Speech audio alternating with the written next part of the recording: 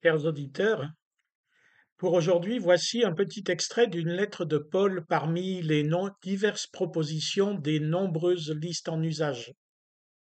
Suis-je devenu votre ennemi en vous disant la vérité? Ceci renvoie à quelque chose de très ordinaire, habituel dans nos relations les uns avec les autres et dans les relations humaines en général.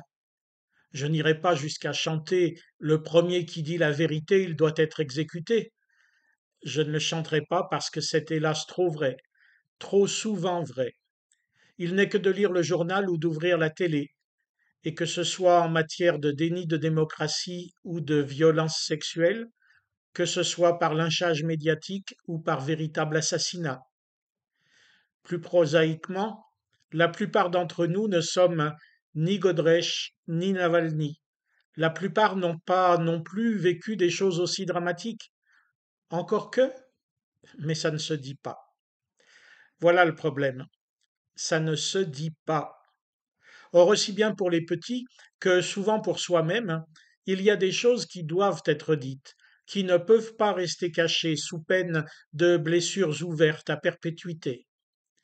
En fait, dans toutes les relations, qui ne sont pas toutes toxiques ni criminelles, heureusement, il y a la place pour dire la vérité, pour parler vrai, pour ne pas mépriser l'autre au point de ne pas lui dire ce qui nous brûle les lèvres.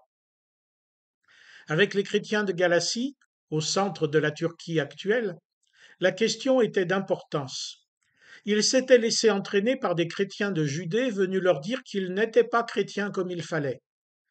Et ils les avaient écoutés, observant des pratiques qui les éloignaient de la gratuité du salut en Jésus-Christ. Paul, alors, le leur a reproché, leur montrant leur erreur. Fallait-il qu'ils le fassent? N'aurait-il pas mieux fait de se taire, de les laisser faire comme ils faisaient, de les laisser oublier que Jésus était mort pour eux et qu'eux n'avaient rien pour le mériter? Évidemment, il a bien fait. Il ne s'agissait pas de quelque chose d'anodin pour lequel chacun fait comme il peut, comme il veut. Il y allait du salut de ces chrétiens, question de vie et de mort donc.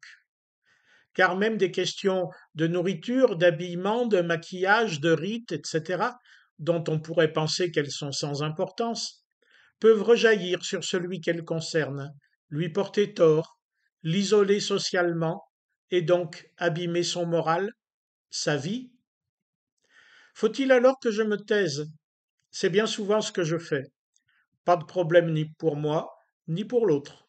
Nous restons bons amis, mais en fait, pas du tout amis, puisque sa vie m'est indifférente. Il ne s'agit pas de dire en public quand l'affaire est privée ou personnelle, mais juste de lui dire la vérité, afin que lui aille mieux, et moi aussi. L'amitié, et donc la fraternité chrétienne, tiennent aussi à cela, savoir dire la vérité aux frères et sœurs, et aussi l'entendre pour moi quand eux me la disent, même si ça ne me fait pas plaisir sur le moment. Jésus disait à ses disciples juifs, vous connaîtrez la vérité et la vérité vous rendra libre. Eux non plus n'avaient pas apprécié, mais évidemment, il avait raison.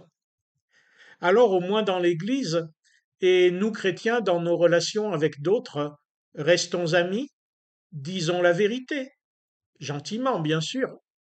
Bonne semaine en Jésus-Christ.